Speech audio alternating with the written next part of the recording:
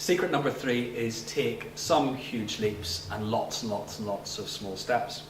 And just to finish up, I'm going to run very quickly through some small steps and huge leaps. Small steps, this is a typical factory that you can't see very well, but lots and lots of stuff going on. If I was walking around this with my clipboard, I'd be looking for a whole raft of things to improve. I'd be looking for equipment that wasn't switched off properly when it wasn't being used. I'd be looking for equipment that wasn't being maintained properly, so it was spewing out waste. I'd be checking the lighting to make sure that was efficient. I'd be checking the heating to make sure that was efficient. I'd certainly be checking the compressed air system, because that's a very easy way to lose a lot of money, is to have a badly set up compressed air system leaking like a sieve. But there's a whole raft of these little things that you can go around and improve. Where I would be making putting most emphasis is at the very end of the process. Because again and again and again, I see in factories, you go all the way to the end of the process, and they've taken these raw materials and they've processed them, they've put in labour and energy and all the rest. And then at the very end, they drive a forklift truck into their product just before it's about to go out to the customer. And that's the most expensive place to create waste in both the economic and environmental point of view. So that's just try and give you a flavour of this, what I mean by small steps. But the huge leaps are obviously much more interesting, so I'm going to spend a little bit more time then. First of all, because we were looking at factory, I'm going to show you the office of the future. Now, you're probably thinking of solar panels and wind turbines and stuff, but here's a picture of the office of the future. This was when I was lucky enough to have a lot of heads down work to do at the start of mid-spring last year, and the sun came out. But I don't mean working outside, I mean people working from home. An awful lot, if not most of the people sitting in the room tonight work in an office environment, yet we treat our office workers like, you know, people making pins in the 19th century.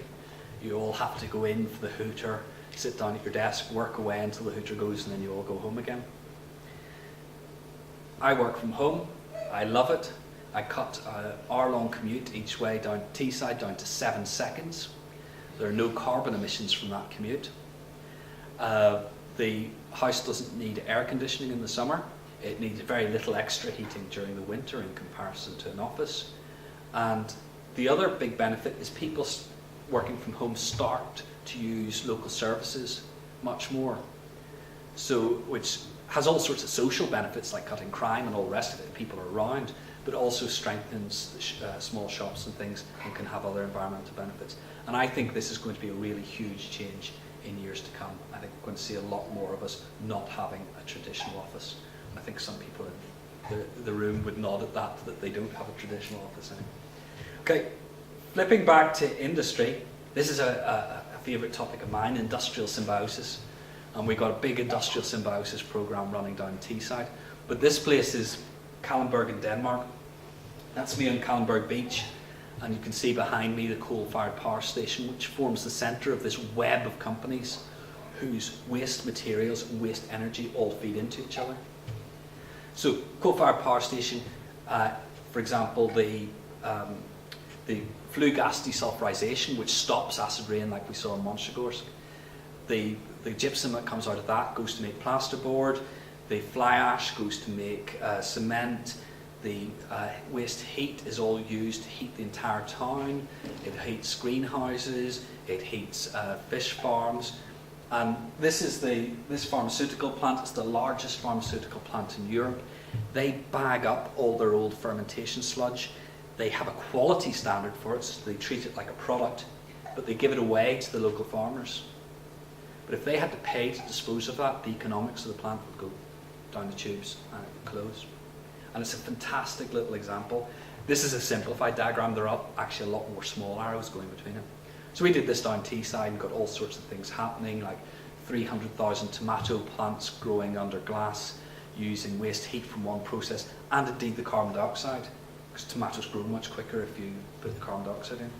So the pollutant that everybody's most worried about at the minute, carbon dioxide, we were using as a resource.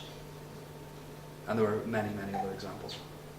Another favourite topic of mine is designing products to be environmentally friendly from cradle to grave, or eco-design. Because at that point you can control everything. You can control what materials being extracted from the Earth's crust. If it's extracted from the Earth's crust, you can control how it's manufactured, how it's distributed, how it's used, and how it's disposed of. So from an eco-efficiency point of view, you try and make all that as efficient as possible. If we're looking at the ecosystem model, you would be trying to turn that cycle, that straight line, into a cycle and have the products and the materials going around in a nice cycle. But where it gets really exciting is when you stop thinking about products altogether and start thinking about the service they provide. And we used to go and buy records. But when you buy records, if you can't see at the back. I've got better in here. But, somebody had to go and drill the oil well to produce the oil to process into vinyl for this, which could have taken that material quite a considerable distance around the world. It then gets made into a record and printed with the information required for your record player to pick it up. It goes to a shop. You have to go to the shop and buy it, bring it home. If it breaks or you get fed up with it, you throw it away in the bin. If the shop doesn't sell enough, they have to throw those ones in the bin, etc., etc., etc. It's a very inefficient system. When CDs came along, it's Kenny Rogers, for anyone who can't see, even better. I bring the best CDs out here in case they get nicked. But that is more stuff, so that process gets more complicated.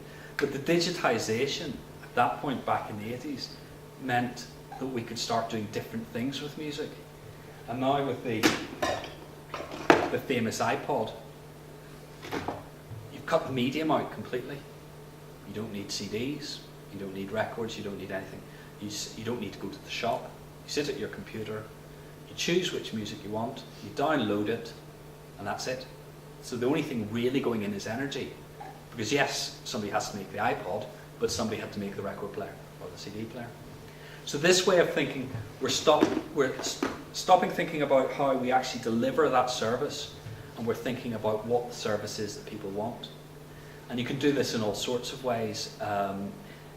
Do you really need to own a car, or do you want transport services? Do you want transport services, or do you actually need to communicate with somebody who's geographically remote from you? Because then the answer mightn't be a car, it might be video conferencing.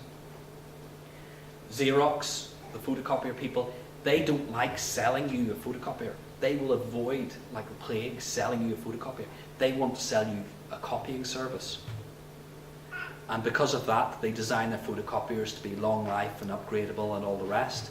So they design out obsolescence rather than designing it in, because they know the longer that photocopier works for, the less waste is produced in terms of binning the photocopier at the end of its life.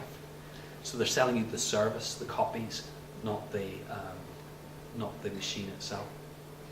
So that's where you get to the very top of sort of environmental performance. But it's also where the secret one comes in about not forgetting your business sense. Because if you try and foist a service on people who are not ready for a service, it won't sell. And there are many examples of that happening.